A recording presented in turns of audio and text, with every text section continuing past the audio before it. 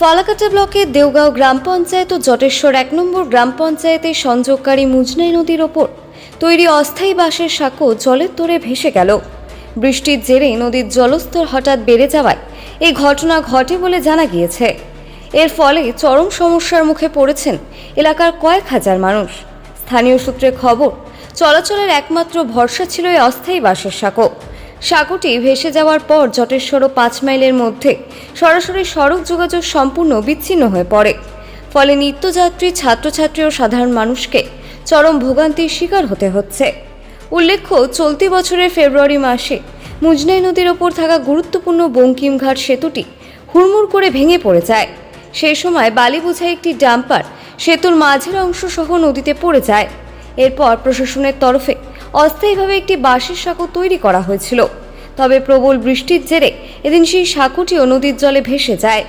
এলাকাবাসীদের দাবি, অস্থায়ী বাঁশের সাঁকোটিও ভেসে যাওয়ায় পরিস্থিতি আরও ভয়াবহ হয়ে উঠেছে।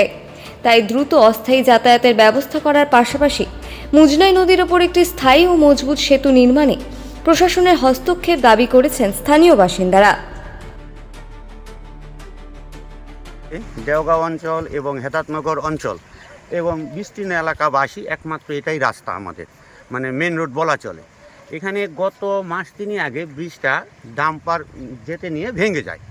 ভেঙে যাওয়ার পরে তারপরে তড়িঘড়ি একটা বাঁশের সাঁকো লাগানো হয় এবং কন্ট্রাক্টররা এখানে কাজ শুরু করে। কিন্তু কাজটা এত ঢিলাগতিতে চলছে, এতদিন কাজটা কমপ্লিট হয়ে যেত। গত 3-4 দিন আগে আমরা ইঞ্জিনিয়ার সাহেবকে বললাম যে আপনারা এইভাবে কাজ করতেছেন, পাহাড়ি নদী, তাহলে এটা তো বাঁশের সাঁকো চলে যাবে, তাহলে লোকজন পার হতে পারবে না। তা ওনারা আমাদের কাছে 4 দিনের মতো সময় নিল যে 4 দিনের মধ্যে আমরা লোক পারাপারের ব্যবস্থা করব। কিন্তু আজকে রাত্রে, গতকাল রাত্রে বৃষ্টি হওয়ার জন্য বাঁশের সাঁকো চলে যায়, ভেসে চলে যায়। আজকে শনিবার হাট, এই বিস্তীর্ণ এলাকার লোক হাটে যেতে পারেনি। হ্যাঁ, তা আমাদের এখন একটা এলাকাবাসীর দাবি যে অবিলম্বে যাতে ব্রিজটা কমপ্লিট হয় 2 দিনের মধ্যে। বাচ্চা কাচ্চা, স্কুল, টিউশনি সবই বন্ধ হয়ে যাচ্ছে।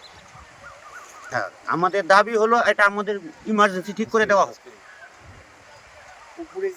হ্যাঁ, ব্যবস্থা করে আমাদের ওই টোটো, সাইকেল পারাপারের ব্যবস্থাটা করে দেওয়া হোক।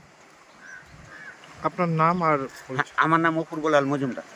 কোন এলাকা? এই এলাকা আমি বেলতলি, দেওগাঁও। দেওগাঁও। হ্যাঁ।